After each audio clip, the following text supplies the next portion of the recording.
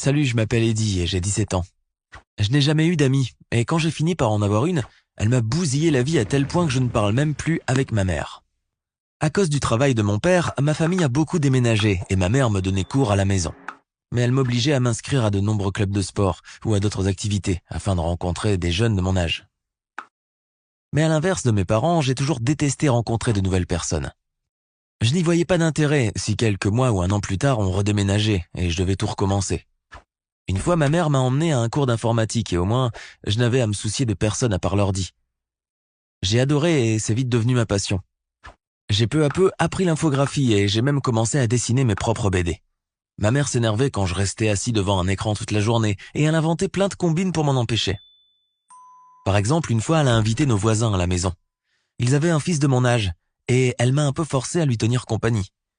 J'étais assis devant mon ordi et lui, il était fan de sport et il ne parlait que de ça. Il a même commencé à dire que les geeks étaient des nuls. Alors je lui ai répondu que les athlètes étaient des idiots. Et on a commencé à se disputer.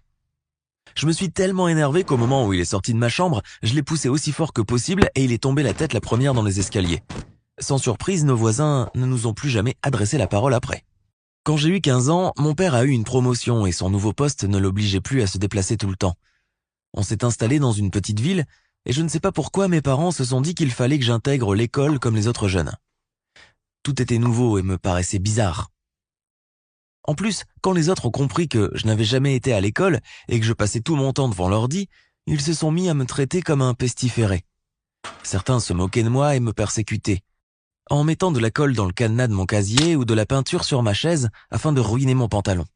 Ma mère avait l'air d'espérer que je me fasse beaucoup d'amis, mais en voyant que ce n'était pas le cas, elle s'est inquiétée. Et ça m'a vraiment énervé. Une fois, elle a dit qu'elle voulait m'acheter de nouveaux habits. Mais quand elle a enfin réussi à me faire sortir de la maison, j'ai compris qu'elle ne m'emmenait pas au centre commercial, mais chez un psychiatre. Ça m'a rendu furieux. Je n'ai rien dit de toute la séance et ma mère a passé son temps à me le reprocher sur le trajet du retour. Ça n'a pas découragé ma mère et elle a commencé à organiser des soirées à la maison où elle invitait la plupart des couples avec jeunes qu'elle connaissait pour me forcer à passer du temps avec eux. Mais quand ils ont vu que je n'avais même pas de compte sur les réseaux sociaux, ils se sont dit que j'étais bizarre. Tant mieux.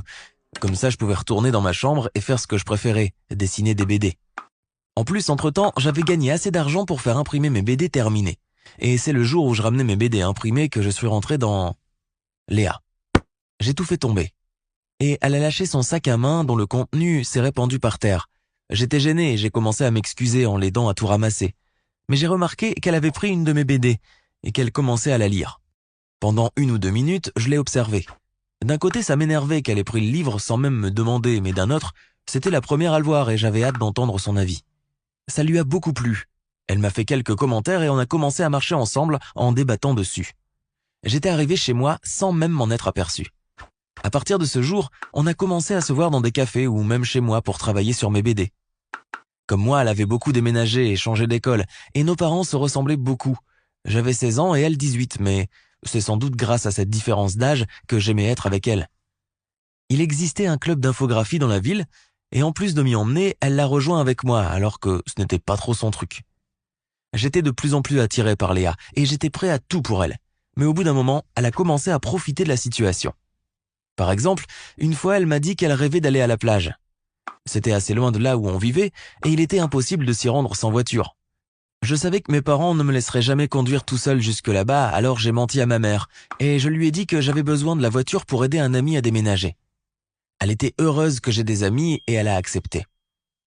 Mais quand on s'est retrouvés en route avec Léa, elle m'a demandé de lui apprendre à conduire. Je voulais la rendre heureuse, mais ça s'est mal passé. Elle s'est déconcentrée un moment et elle est rentrée dans un arbre. Ça a abîmé tout l'avant de la voiture. Je ne pouvais pas dire la vérité à mes parents, alors j'ai dû prétendre que j'étais au volant, et j'ai été puni. Parfois, Léa se plaignait de ne pas avoir d'argent et j'étais prêt à l'aider. Je lui donnais tout l'argent de poche que me donnaient mes parents et 1 ou 2 fois, j'ai même volé de l'argent qui était dans les poches de mon père. Il était étonné quand il ne trouvait plus d'argent, mais je faisais semblant de ne rien savoir. J'étais fier d'aider la fille que j'aimais. Mais j'ai un peu merdé quand j'ai voulu avouer à Léa ce que je ressentais pour elle. On était assis dans ma chambre en train de chercher de nouvelles idées de BD. À un moment, elle s'est penchée sur la table pour dessiner quelque chose et ses cheveux m'ont frôlé la joue. Mais quand j'ai essayé de l'embrasser, elle a tout de suite reculé d'au moins 1 mètre. On s'est regardé pendant quelques secondes qui m'ont paru une éternité. J'ai commencé à m'excuser et j'ai promis de ne jamais recommencer. Mais Léa m'a coupé la parole en disant que c'est elle qui était désolée d'avance pour ce qu'elle allait me dire. Elle m'a avoué que ma mère l'avait littéralement acheté. Elle avait payé Léa le jour où on s'était rencontrés pour qu'elle devienne mon amie. Et elle avait même promis d'augmenter la somme si elle réussissait. Léa était au bord des larmes. Elle m'a supplié de lui pardonner et répétait en boucle qu'elle aimait vraiment bien passer du temps avec moi, mais je ne voulais plus l'écouter. Je ne la croyais plus. J'ai exigé qu'elle parte, je me suis enfermé dans ma chambre et j'ai ignoré les appels de ma mère. Elle ne comprenait pas ce que j'avais, alors je suppose que Léa ne lui avait rien dit. Mon monde venait juste de s'écrouler autour de moi.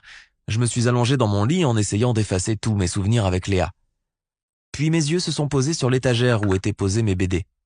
Ou plutôt une partie des miennes et une partie que j'avais faite avec Léa. Et j'ai fait quelque chose que je regretterai sûrement toute ma vie. Je les ai toutes détruites. À partir de ce jour, je faisais tout pour ne plus regarder ma mère et ne plus lui parler. Je n'ouvrais plus la bouche. Au début, elle était furieuse, puis ça l'a désespérée, et elle m'a supplié de lui expliquer mon comportement. Ensuite, elle a décidé avec mon père de me retirer l'ordinateur de la chambre et m'a menacé de m'envoyer dans un camp de redressement. Mais tout ça n'a rien fait.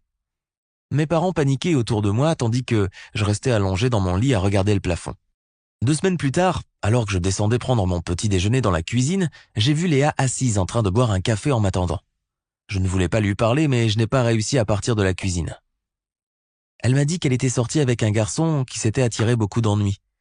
Et pour l'aider, elle avait volé tout l'argent que sa mère gardait à la maison.